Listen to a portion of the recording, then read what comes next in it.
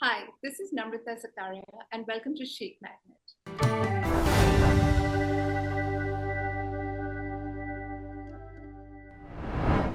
Today, we're discussing the great luxury slowdown that the global world is facing, courtesy of the Met Gala 2024.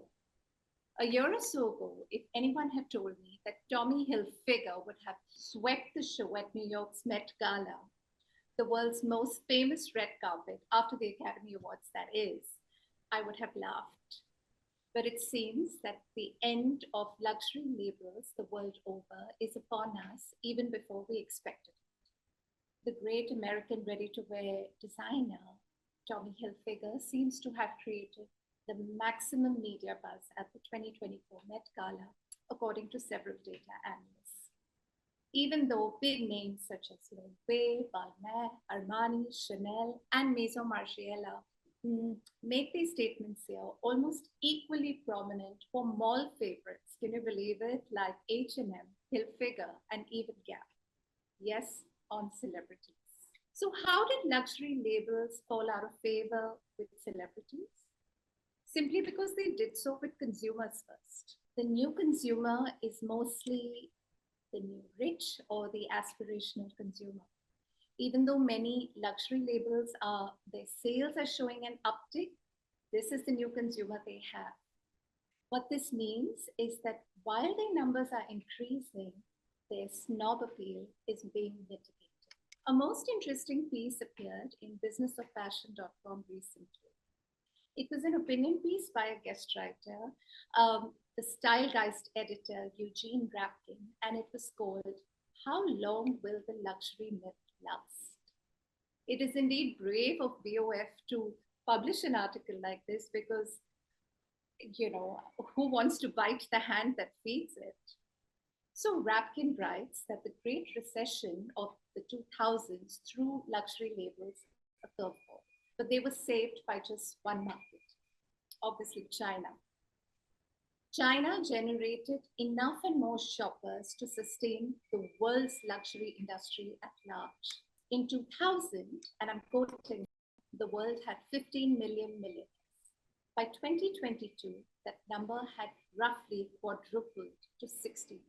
Through glittering megastores, celebrity-fueled campaigns, and shrewd strategies like category segregation that confined image-driven products such as evening dresses at high price ranges, ensuring that they were unattainable to most, while pitching others, such as beauty, to the masses. At mass price points, luxury brands have now managed to sell exclusive goods to millions of people. I love this because once the brands realized that this marketing strategy had worked, they began to sell high street goods like sneakers and hoodies at luxury prices. They were lapped up. Volumes have increased and quality has failed. Rapkin says the post-pandemic exuberance is over and new customers are pulling back thanks to high interest rates and cost of living. Further, China has stopped producing millionaires. India is hardly stepping up for China. Women's Wear Daily has recently reported a Barclays report that states comments from brands have been very bearish so far. The LVMH CEO, Bernard Arnault, stated in 2023 that India is not a country where they can have a network of luxury shops due to a high level of income disparity and too low a level of GDP per capita. Not good news for the ruling dispensation, but homegrown luxury labels are now taking over India as well as China. Several industry watchers, especially me and also the New York Times and other major publications, have questioned the inexplicable rise of luxury products the world over. Data company Edited has noted that luxury prices have been raised by 25% in the last 5 years alone. HSBC says the average price of luxury products has gone up by 52% in Europe in the last 5 years. Rapkin believes that this has pushed customers away. Although the rich have the means to keep shopping, she says, nobody likes to be taken for a ride.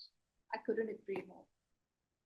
Another interesting development is the fact that succession in large conglomerates and mega companies is a failing idea.